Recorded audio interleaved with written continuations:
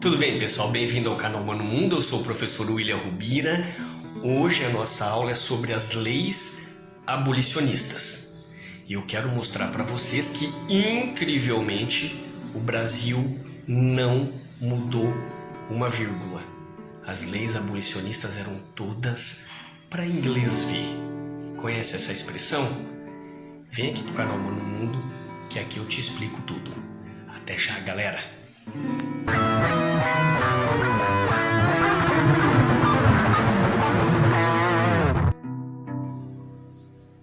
Tudo bem, pessoal? Bem-vindo ao canal Mano Mundo. Eu sou o professor William Rubira e, como eu havia dito antes na vinheta, hoje nós vamos falar sobre as leis abolicionistas no Brasil. E queria mostrar para vocês que, incrivelmente, mesmo depois de tanto tempo, o Brasil não mudou uma vírgula. Tá bom? Então vamos tentar contextualizar o que estava acontecendo no mundo neste período.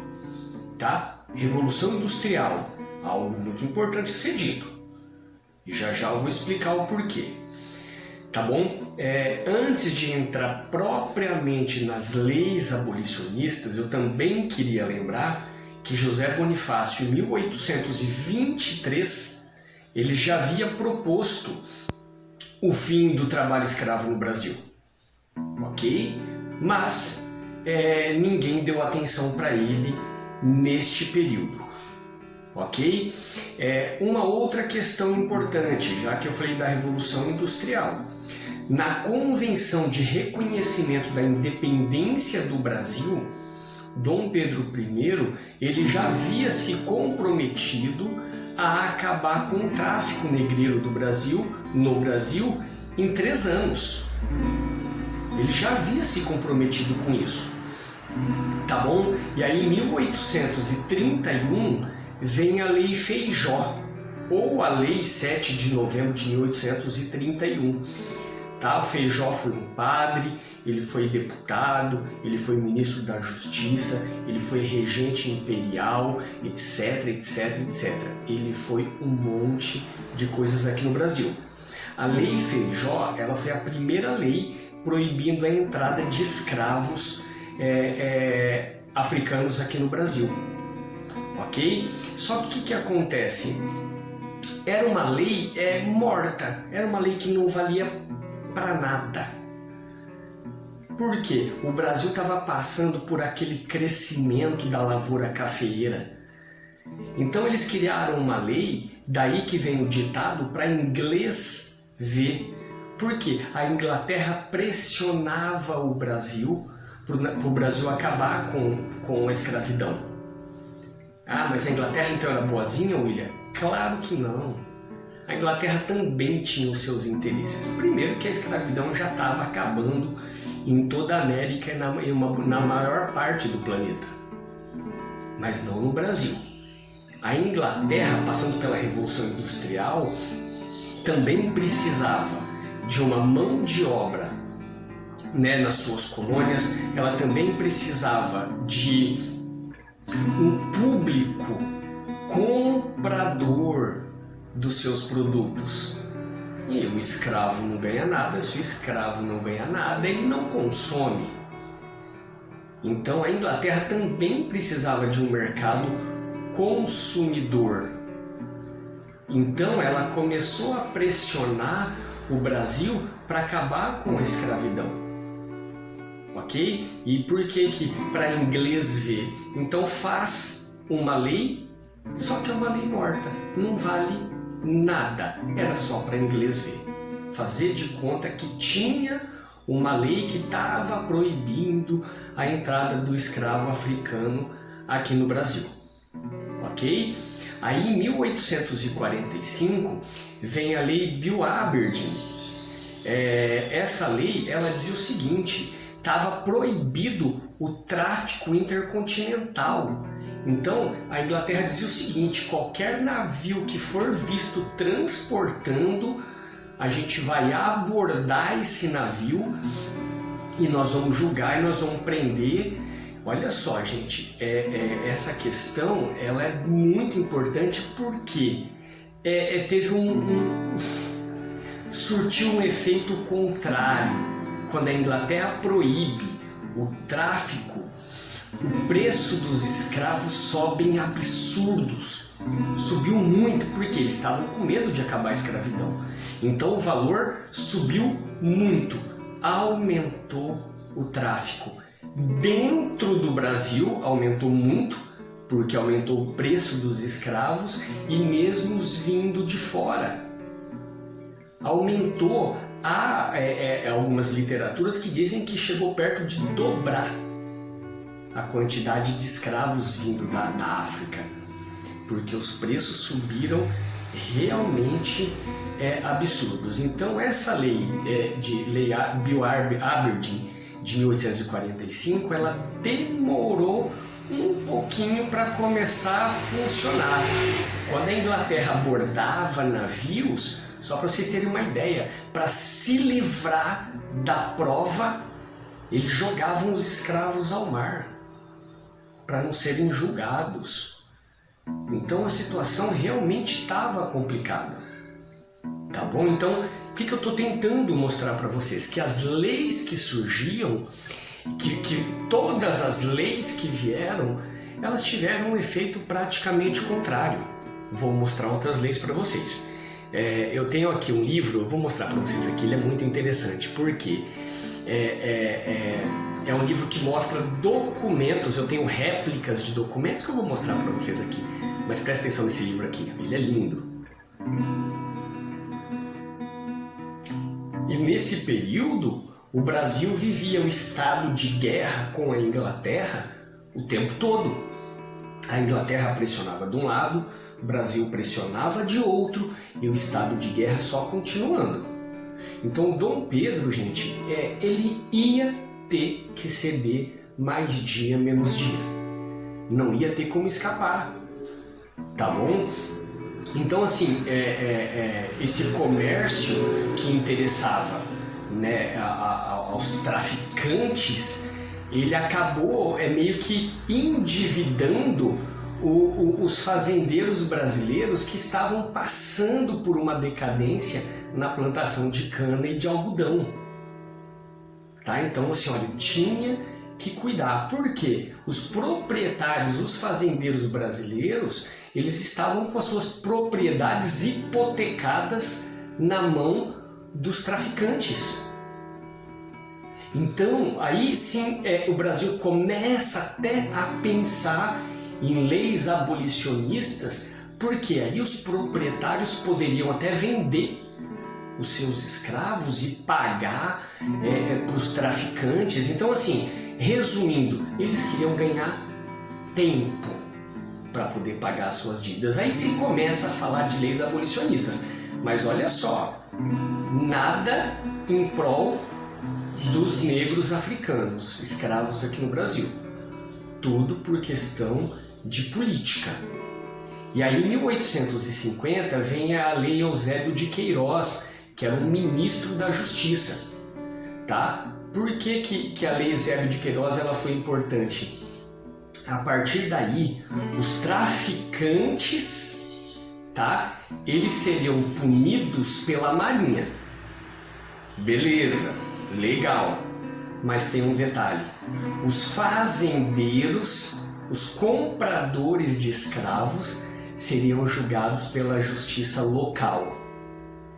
Resumindo a história, tudo isso garantia a impunidade. Olha só, eu vou falar isso várias vezes durante o vídeo. Vocês estão vendo que as leis elas vêm, mas elas não funcionam? As leis até são criadas, mas não é em prol do africano escravo aqui no Brasil. Então a Lei Eusébio de Queiroz, que cai em vestibular, fiquem atentos, tá? Ela também não funcionava. Aí em 1854, então 4 anos depois, vem a Lei Nabuco de Araújo. Essa Lei Nabuco de Araújo, ela vinha para ratificar a Lei Eusébio de Queiroz e colocar aí um rigor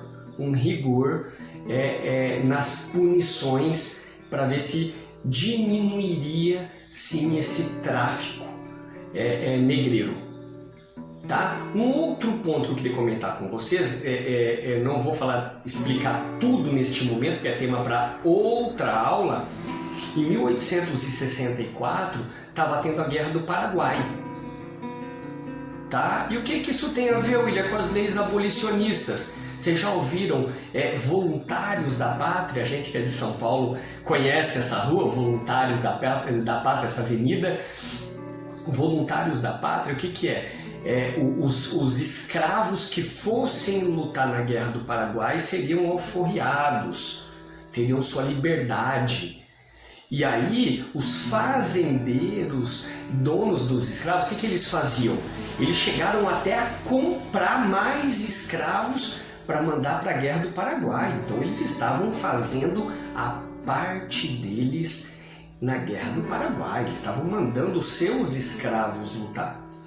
Só um detalhe, tá, gente? Esses voluntários da pátria não eram literalmente voluntários. Muitos deles iam obrigado, iam na marra, ok? Mas é importante. Mas um dia eu falo sobre a Guerra do Paraguai com vocês. E aí, em 1869, vem o decreto 1695. O que esse decreto dizia? Que fica proibido a venda de escravos no pregão, lá no leilão, com exposição e tudo mais. Então fica proibido a venda de escravos ali no leilão. Também fica proibido a separação de mães e filhos. Então, se alguém fosse comprar um escravo e ela tivesse o filho tinha que ir junto com ela. Se fosse comprar um escravo e ele fosse casado, a esposa tinha que ir junto. Então essa lei é de 1869, esse decreto 1695, eu até acho interessante a lei. Então era proibido separar as famílias e a venda dos escravos em leilão. Opa, voltei, começou a chover aqui, tive que dar uma paradinha. E aí, o que acontece? Em 1871, vem a Lei do Ventre Livre. Lei essa que foi assinada pela Princesa Isabel também. Então, a Lei do Ventre Livre dizia que toda criança nascida a partir dessa data, em 1871, seria livre. Você fala, nossa, William, que legal, então essa lei foi boa, pelo menos essa foi boa, né, William? Não foi boa. Por que ela não foi boa? Primeiro que uma criança que nascesse a partir daí, ela tinha que ficar com a mãe e com o senhor de escravo até ela completar 8 anos.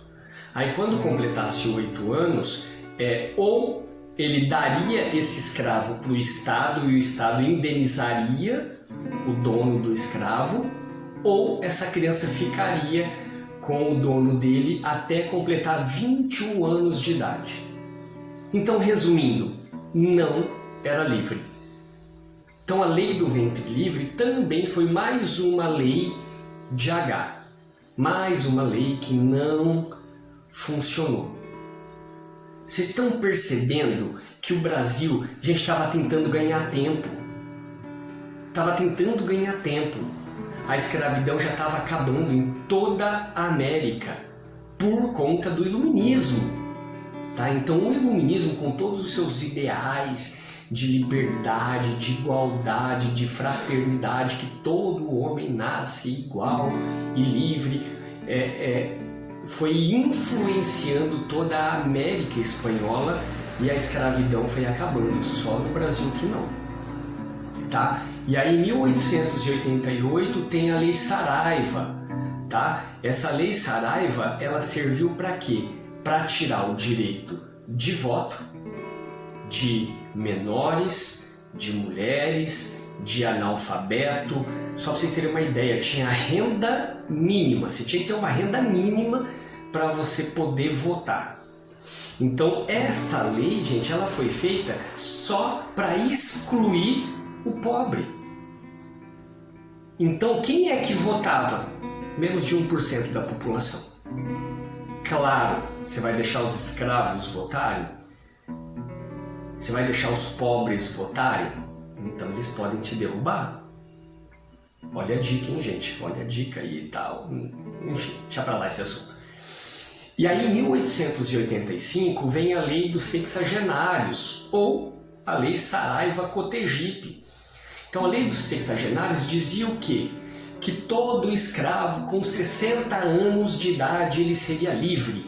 Nossa, sensacional! Agora sim os caras serão livres. Claro que não, gente. Primeiro que o escravo raramente chegava aos 60 anos de idade. Raramente chegava. Trabalho escravo era duro, não tinha alimentação, não se chegava aos 60 anos. E quando a pessoa chegava aos 60 anos, ainda tinha um porém. Ele tinha que trabalhar mais 3 anos para o seu senhor para pagar pela sua liberdade. Então, se o cara chegasse aos 60, ele tinha que resistir até os 63. Gente, mais uma lei mentirosa. Por que é uma lei mentirosa, William? Primeiro ponto que eu já falei, mais importante, não se chegava até os 60 anos. Não se chegava aos 63 anos de idade, nem a pau. Nem a pau. Quero fazer um comentário aqui que não foi nenhum insight meu. Foi meu amigo André, vice-diretor da minha escola, que me deu essa ideia. Bacana. Ele fez um paralelo, então estou dando os créditos aqui, André. Ele fez um paralelo entre a lei dos sexagenários e a reforma da Previdência hoje do Brasil. A reforma da Previdência é feita para que a gente não aproveite dela, para que a gente morra antes. Então, a lei dos sexagenários, gente, não serviu para nada. Raros os escravos que usufruíram dessa lei dos sexagenários. Tá bom? Então, ainda tem mais um detalhe que me ocorreu aqui agora. O dono do escravo, se não houvesse essa lei, imagina o escravo com 60, com 63 anos, se ele chegasse muito debilitado, o dono do escravo, ele teria que sustentá-lo ainda. Ele teria que sustentá-lo. Então, você criando uma lei para libertar o cara acima de 60 anos, você ainda está beneficiando o dono do escravo e não o escravo. Porque você acha que o cara ser liberto com 63 anos, quando ninguém chegava a essa idade, ele ia ter condições de se manter depois? Claro que não. Ele ia preferir ficar com o seu senhor. Ele ia preferir continuar sendo escravo. Gente, o Brasil, como eu falei no início, incrivelmente não mudou. E aí, no dia 13 de maio de 1888, vem a Lei Áurea, né? Há aqueles que chamam a princesa Isabel de a redentora do Brasil, a redentora dos escravos. Gente, princesa Isabel não foi nenhuma santa. A história dela é sensacional. Prometo um dia fazer aqui uma biografia dela. A história dela foi sensacional, mas não foi nenhuma santa. Não foi nenhuma generosa. Ela apenas cedeu a toda a pressão popular que já estava acontecendo no Brasil, que esse também vai ser um tema de outra aula, tá bom? Tudo que estava acontecendo no Brasil em prol do fim da escravidão. O Brasil foi o país que mais demorou para acabar com a escravidão. Primeiro que foi o último país da América, tá? Acabar com a escravidão e um dos últimos do mundo. E mesmo para acabar, foi criando essas leis mentirosas apenas para enganar. Eu vou mostrar para vocês aqui, eu tenho uma réplica da Lei Áurea aqui, assinada. Olha só, vou mostrar para vocês aqui, ó. Legal, né? Bacana pra caramba. Galera, olha, estamos chegando ao final desta aula. Eu queria já falar para vocês que eu pretendo fazer mais uma aula sobre os movimentos sociais abolicionistas E também quero fazer uma aula do pós-Lei Áurea, porque o escravo foi liberto, mas ele não teve nada que pudesse incluí-lo na sociedade com dignidade. Então, quando a gente fala de Lei Áurea, foi muito bom acabar com a escravidão no Brasil, é claro, mas eles apenas foram libertos. Não houve nada de inclusão deles nessa sociedade e isso explica muita coisa na atualidade. Pensem nisso, tá bom? Galera, fico por aqui, espero que vocês tenham gostado dessa aula. Se vocês gostaram, aí eu vou pedir para vocês curtirem, tá bom? Se você gostou muito, eu vou pedir para você se inscrever aqui no canal Mano Mundo e claro, compartilhar. Compartilhe, mande para os amigos, fala, olha, esta aula aqui foi bacana do professor William. Só com este apoio de vocês é que esses vídeos possam chegar mais longe, tá bom? Eu quero que vocês não apenas memorizem o que eu estou dizendo, mas eu quero que vocês pensem, que vocês reflitem sobre esses assuntos, que vocês tenham o seu próprio pensamento, ok? Então qualquer coisa, manda mensagem aqui e vamos bater papo, vamos discutir bastante, que isso é muito bom, beleza? Galera, fico por aqui, até a próxima aula, um beijo.